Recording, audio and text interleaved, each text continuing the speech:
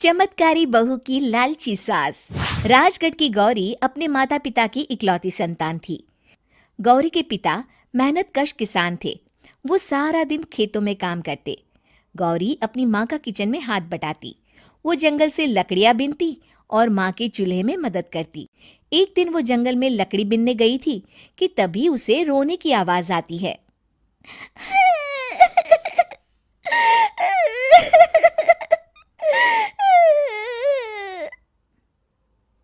अरे, यहाँ कौन रो रहा है?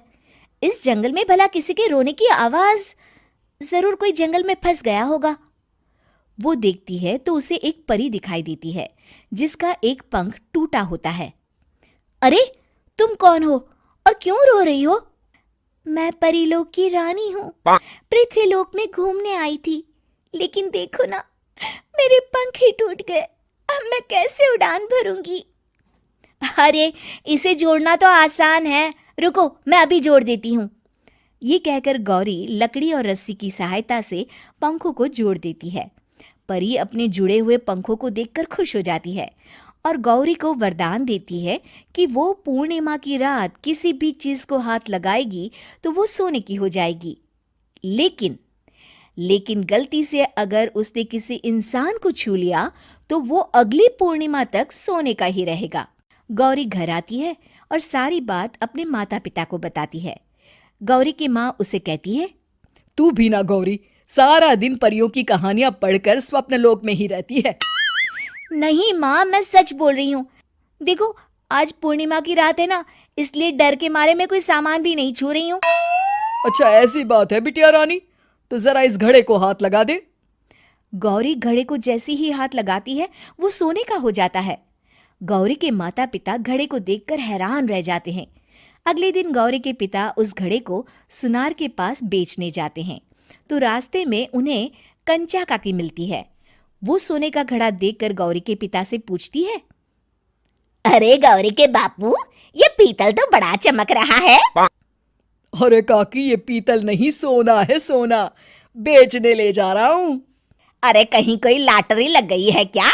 इतना सोना? गौरी के पिता काकी को गौरी को परी द्वारा दिए वरदान के बारे में बताते हैं। काकी गौरी के पिता की बात सुनकर सोच में पड़ जाती है और फिर अगले दिन काकी गौरी के घर आती हैं।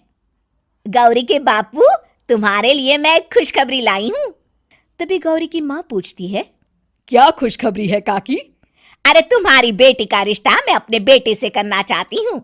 अरे, कब तक अपनी सयानी लड़की को घर पर बिठा कर रखोगी? हाँ, देखो काकी, मैं ऐसे ही व्यक्ति से अपनी बेटी की शादी कराऊंगा जो गौरी के वरदान से नहीं, उसके गुणों को समझे। अरे, हमें तो गौरी के गुण अच्छे लगे, इसीलिए तो आ गई हूँ मैं। फिर गौरी के माँ बाप मान जाते हैं और उसकी शादी काकी के बेटे से हो जाती है। अगले दिन, अरे गौरी, कल पूर्णिमा की रात है। तुम्हारे पिताजी परी के वरदान के बारे में बता रहे थे, तो मैं ना कुछ चीजें रख दूंगी, जरा हाथ लगा देना। तभी गौरी का पति वहां आ जाता है और अपनी माँ से कहता है, माँ, क्या जरूरत है गौरी के वरदान को इस्तेमाल करने की? वैसे भी मेरी मेहनत से घर तो चल ही रहा है ना। और गौरी के पिता ने भी यही कहा था कि वो ऐसे ही व्यक्ति से उनकी बेटी की शादी करेंगे जो गौरी के वरदान से नहीं, उसके गुणों को समझे। अरे बस कर किताबी बातें। तेरे लिए क्या लड़कियों की कमी थी जो मैं ये किसान की बेटी घर ले आती? और सुन गौरी, कल अगर तूने सारी चीजों को सोने का नहीं किया तो मैं तुझे घर से निकाल दूंगी और अपने बेटे की दूसरी शादी करवा दूंगी, समझी? इतना कहकर गौरी की सास वहां से चली जाती है। अगली पूर्णिमा की रात गौरी की सास गौरी के सामने ढेर सारे बर्तन रख देती है और कहती है, जल्दी कर गौरी, रात खत्म हो जाएगी। जल्दी जल्दी इन सारे बर्तनों को हाथ लगाकर सोने का कर दे। गौरी करती भी तो क्या, वो जैसे ही एक छोटे से बर्तन को छूने वाली होती है कि उसकी सास भड़क जाती है। क्या मजाक बना रखा है? इतने छोटे से बर्तन में क्या होगा? ये ले, ये बड़ा वाला बर्तन।